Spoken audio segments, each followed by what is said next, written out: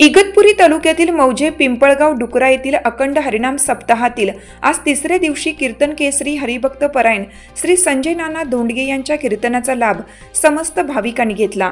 सप्ताहामध्ये यंदा चांगलीच रंगत आलेली आहे।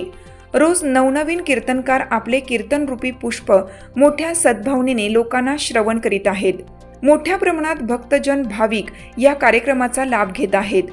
अजूनही 5 दिवस चालणाऱ्या या भक्ती मेळ्यात सर्वांनी सहभाग घेऊन याचा आनंद लुटावा असे आवाहन गावकऱ्यांच्या वतीने करण्यात आले आहे।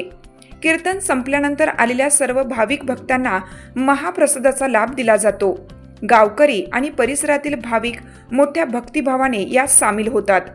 लोकमान्य न्यूजसाठी संचालक लक्ष्मीकांत शिंदे, इगतपुरी।